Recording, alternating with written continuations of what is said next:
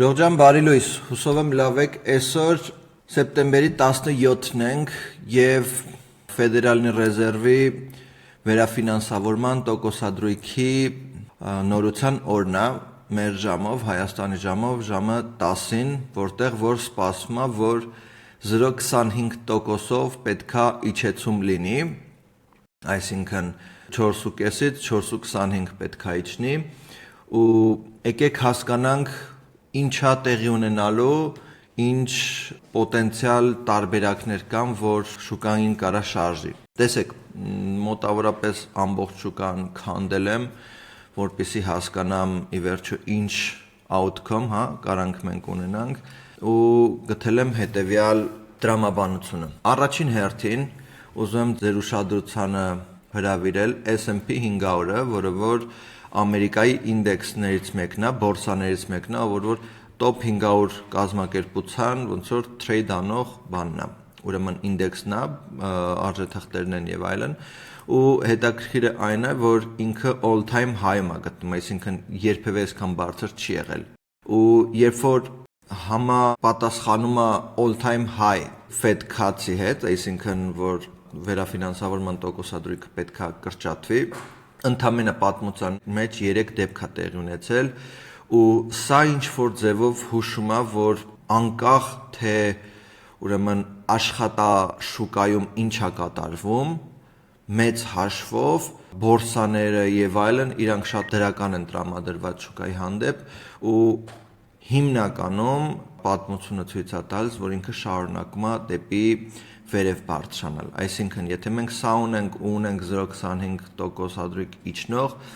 միանշանակ սա շարունակելու է բարձրանալ ավելի ու ավելի,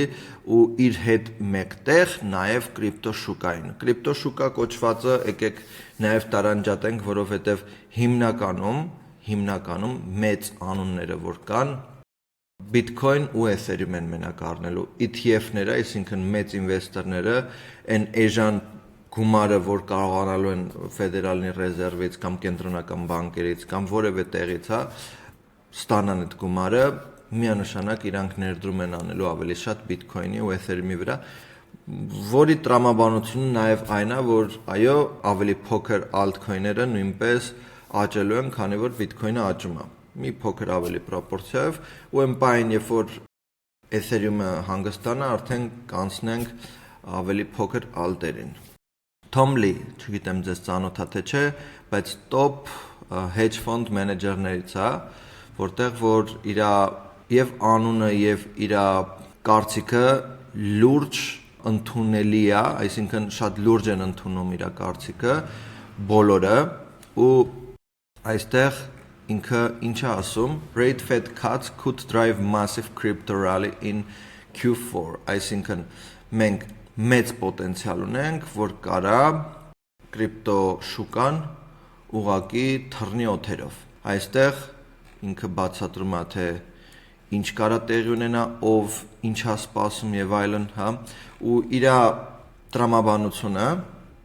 հետեւյալն է, որ ինչի համար ենք մենք դեռևս bull run-ի կեսերին։ Այս bull run-ը նշանակում է, որ դեպի վերև բարձրացող տրենդի մոտավորապես կեսն ենք հասել, որովհետև այն ամենը, ինչը որ AI-ին է վերաբերվում, արհեստական ինտելեկտին է վերաբերվում, այն ամենը, որ դեռ սպասվում է արհեստական ինտելեկտից, մենք դեռ չենք ստացել, ու դրա շնորհիվ մենք կարողանալու ենք շատ մեծ ավելի գումարներ տեսնել կրիպտո շուկայում, ինվեստիցիոնի շուկայում ու ընդհանրապես ամբողջ շուկայում տեսնելու ենք բավականին մեծ ռալի դեպի վերև։ Ուրեմն, այստեղ ես գրոկով նույնպես ասել եմ, որ մանգա, թե ինչ է տեղի ունեցել այն 3 անգամը, որ համ S&P 500-ը բարձր եղել, համ rate cut է եղել, 95, 98, 19 թվականին, ու հիմնականում ինքը միջին ժամկետով, որտեղ 6 ամիս, 12 ամսվա մասին է խոսքը գնում, ինքը բարձրացել է մոտավորապես 6 ամսվա ընթացքում 21%, 12 ամսվա ընթացքում 37%, 98 թվականին 30% է 12 ամսվա ընթացքում աճել, ու 19 թվականին, երբ որ COVID էր նույնպես 10 կամ 20% նույնպես աճ ենք մենք գրանցել S&P-ին, այսինքն S&P-ին նույնպես եմ կրկնում սա է, ու S&P-ին նույնպես ինքը աջակցող մեխանիզմ է, աջակցող շուկա է կրիպտո շուկային։ Քանի որ մենք 2019 թվականին չենք ունեցել այն ամենը, ինչը որ ունենք 2025 թվականին, այն տեսանկյունից, որ Տրամփ չկար, ով որ կրիպտոն տենց գժավարի փորձում էր առաջ տաներ, այս ամենը չկար, որ բանկերը ամեն ձևով կրիպտո արժույթը ինտեգրեն առօրյա կյանքին, այն ժամանակ դեռ տենց եսիմինչ չէր ամենայն դեպս, ու եթե մենք նայենք բիտքոյնին 19 թվականին մենք 3000-5000 դոլարների տենց միջև 13000 3000-ից 13000-ի սահմաններում է եղել բիտքոյնը, այսօրվա դրությամբ 10 անգամ ավելի թանկ է, հետևաբար լրիվ այլ բիտքոյնի մասն է խոսքը գնում, ու ինչ են դիտարկում, որ ի վերջո այս Fed cut-ը եւ այլն որ լինի, Ethereum-ը մեծ պոտենցիալ ունի, որ նույնիսկ 6 ամսվա ընթացքում հասնի 10000 դոլարի։ Արդյոք դա այդպես է լինելու, թե ոչ, արդյոք մենք կարանք հիմնավորվենք ինչ-որ մարդկանց խոսքերին, իհարկե ոչ, որովհետև իրանք ապագայից չեն եկել, իրանք չեն կարա միանշանակ ասեն, թե ինչա տեղի ունենալու, հավանականությունը միգուցե մեծ է, որ այս ամենը տեղի կունենա, հնարավոր է, բայց կուրորեն հավատալ, որ այդպես է լինելու, միանշանակ ես կողմնակից չեմ, ու ես ավելի շատ կողմնակից եմ, որ եթե մենք գործողություն ենք անում, ապա պատրաստ լինենք ամենավատին, որ երբ որ լավը լինի, շատ ավելի լավ։ Ու ինչա նշանակում ամենավատին։ Տեսեք, անկախ ամեն ինչից, հենց այս թեկուզ բանում, MicroStrategy կազմակերպությունը լսել եք թե չէ, ինքը top Bitcoin առնողն է կարելի ասել, որտեղ որ անընդհատ Bitcoin է ինքը առնում։ Այնքան Bitcoin ունեն այս MicroStrategy կապիտալը, որ երևի ուրիշ ոչ մեկ այդքան չունի, ու իրանք անընդհատ ասում են, որ ինքը բարձրանալու է, ու ի վերջո իրոք բարձրացել է, ինչպես նաև այս Tomlin նույնպես ասում է, որ բարձրանալու է։ Տեսեք, այստեղ նորություններով, որ դուք էլ կարդաք, կհասկանաք, որ բավականին լուրջ է տրամադրվածությունը, որ բան կարա լինի։ Ինչ եմ ես սպասում, որ կարա տեղի ունենա, քանի որ մենք ուրեմն գտնվում ենք այս սիտուացիայում, որտեղ տեխնիկական տեսանկյունից Bitcoin-ը գտնվում է վաճառքի զոնայում,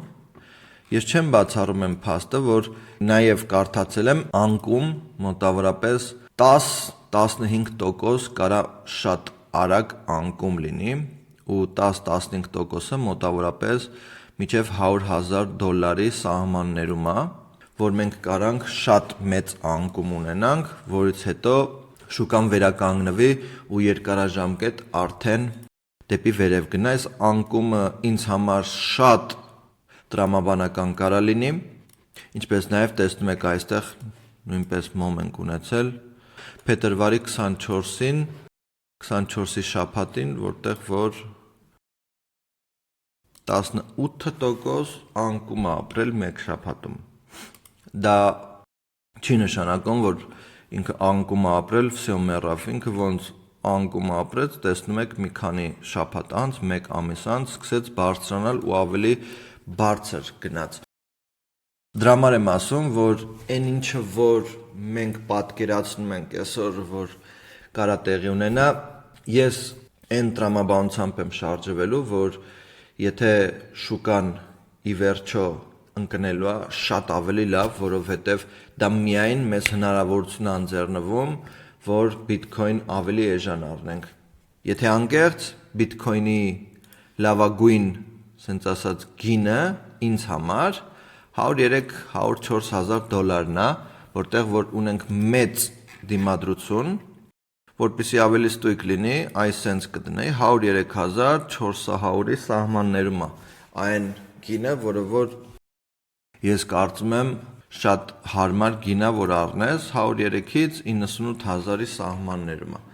Սրանից ցածր միգուցե ինքը կարա գա հասնի մինչև այս զոնան, բայց այս զոնայից ներքև 91-ից ներքև արդեն լրիվ աբսուրդ է դառնում։ Ես շատ խիստ կասկածում եմ, որ տեղի կունենա այս ամենը։ Ես ավելի շատ պատկերացնում եմ, որ այս զոնան այն զոնան է, որը անդադ սպասել եմ, որ կարա Bitcoin-ը ի վերջո գա հասնի, որից հետո նոր շարունակի վերև բարձրանալ։ Նույն տրամաբանությունը նաև Ethereum-ն է, լավ, այսինքն որ նայում ենք Ethereum-ին հիմա 4500 դոլարի սահմաններում է օրականով որ նայենք ու ինքը շատ լավ զոնաներ ունի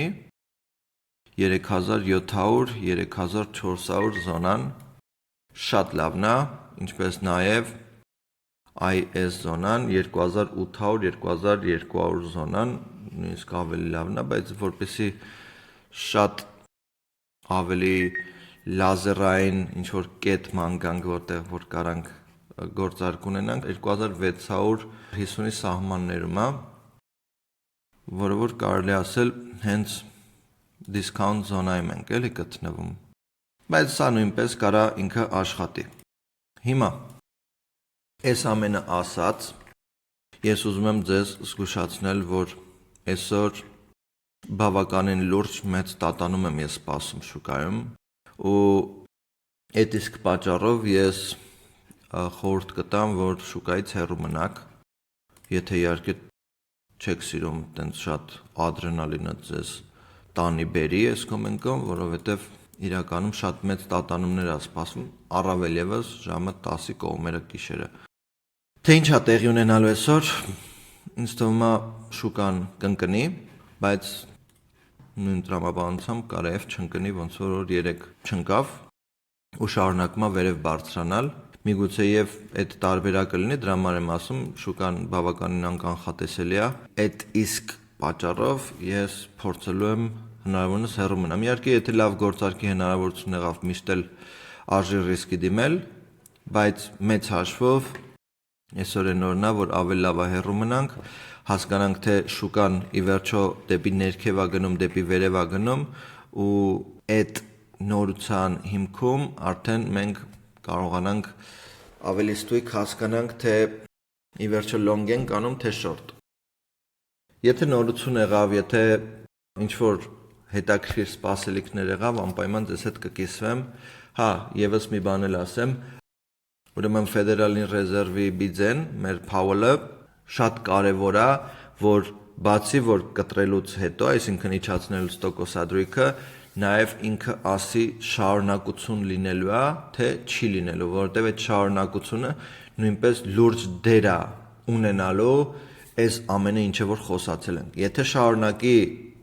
իջացնել տոկոսադրույքը, ապա շատ լավ է, կամաց գրադուալնի իջացնում է, որպեսզի շուկային հասցնեն մակարդակի, որը որ իրեն պետք է, բայց եթե ինքը ոչինչ չասի, տենց չոր այսօր իջացրեցինք, հետո կապրենք, կտեսնենք վիճակն ու ներվերս չուտեք, որովհետև այս էլ որ արել եմ շնորհակալ եղեք, լրիվ արդեն կարա փոփոխվի սիտուացիան